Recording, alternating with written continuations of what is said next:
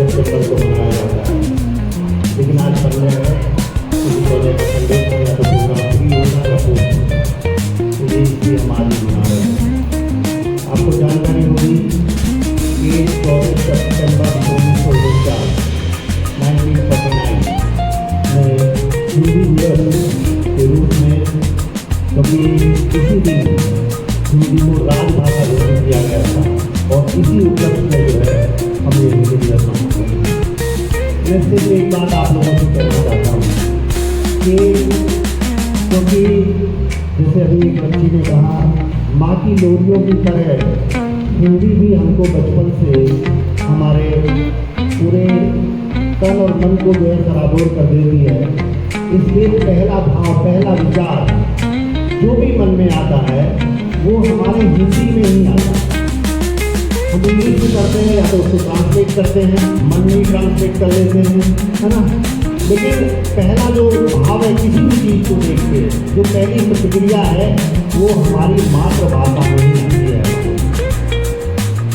लेकिन क्योंकि भाषा कोई भी हो, एक कम्युनिकेशन का माध्यम है, दो लोगों के बीच संवाद का एक तरीका है।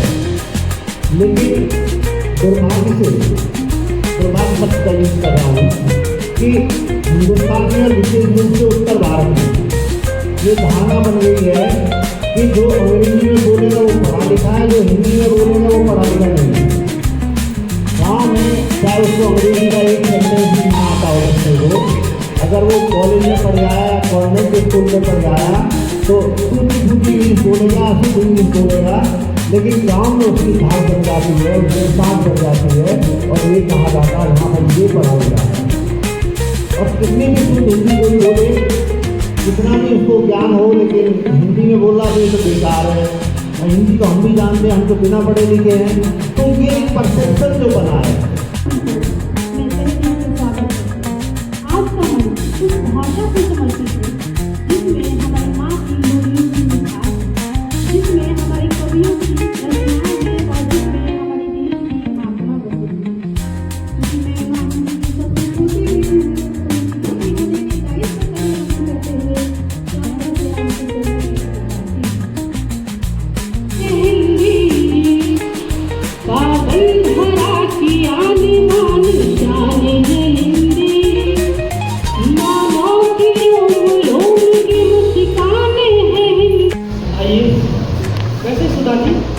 दोहे तो छोटे होते हैं लेकिन इतना सरदार कैसे, बिल्कुल उसी तरह ना जैसे हमारे टीचर्स हमसे कहते हैं कि आज आपका छोटा सा टेस्ट है, और बाद में पता चलता है कि पूरा सिलेबस ही आ गया।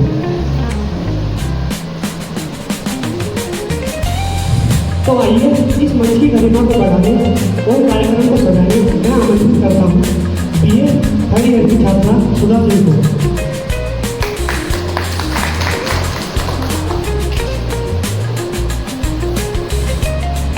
मैं सुधा सिंह बीए तृतीय वर्ष की छात्रा आप सभी के समक्ष इस हिंदी दिवस के अवसर पर कुछ दुआ प्रस्तुत करना चाहूँ जो इस प्रकार है।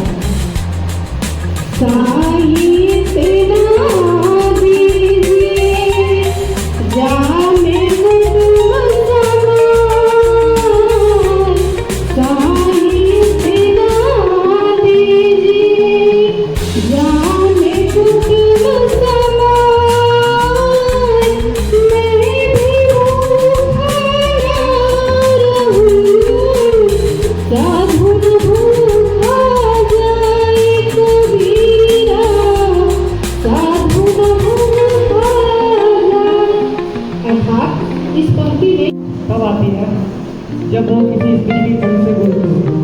उनकी गूंज को सुनने के लिए मैं आमंत्रित करता हूँ श्वेता बसोल बीए दूसरे वर्ष की छात्र से। आइए तालियों के साथ स्वागत करते हैं श्वेता बसोल।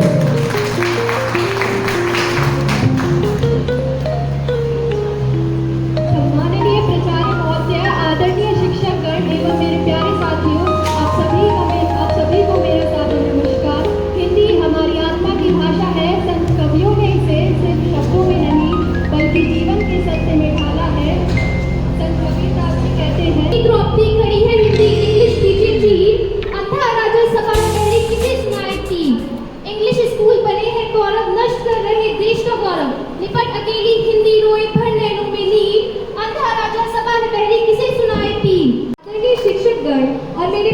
साथियों, आज मैं आप सभी के समक्ष हिंदी की कुछ पंक्तियां प्रस्तुत करना चाहती हूँ। संस्कृत से जन्मी है हिंदी, शुद्धता का प्रतीक है हिंदी। लेखन और वाणी दोनों को गौरवान्वित करवाती है हिंदी।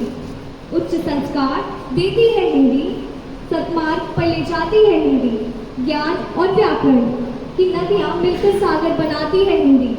हमारी संस्कृति की पहली और भाषा में होता, अगर गांधी जी का सत्याग्रह हिंदी के नारे के बिना होता तो क्या वही असर होता? हिंदी सिर्फ शब्दों का मेल नहीं, यह हमारे दिल की धड़कन है। जब हम माँ कहते हैं तो उसमें जो अपनापन है वह किसी भी भाषा के मदर, मॉम या ममा में नहीं। नंबर थोड़े कम आते हैं, अंग्रेजी में नंबर थोड़े कम आते हैं।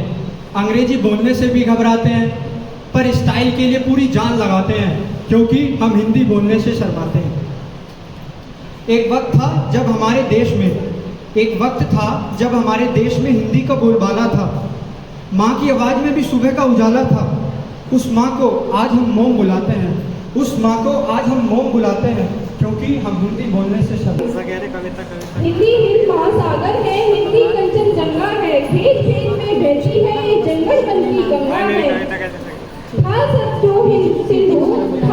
जो सिंधु, ईरानियों ने बोला उसे हिंदू, हिंदू से बना हिंदू।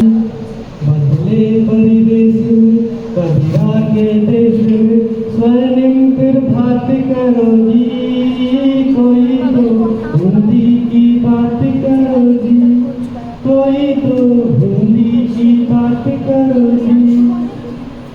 जन्म दिया जिसने, हाँ जिसने ही पाला, हाँ हाँ उसी ने खिलाया निवाला। जन्म दिया जिसने, हाँ जिसने ही पाला, हाँ हाँ उसी ने खिलाया निवाला। क्या हिंदी भाषा जैसी मातृभाषा के लिए एक नहीं। हिंदी सिर्फ एक भाषा नहीं, ये हमारी पहचान और संस्कृति है। जब हम हिंदी बोलते हैं तो हम अपनी संस्कृति, अपने इतिहास की जड़ों से जुड़ते हैं। उच्च संस्कार देती है हिंदी, सत्मार्ग पर ले जाती है हिंदी। ज्ञान और व्याकरण की नदियाँ मिलकर सागर बनाती है हिंदी।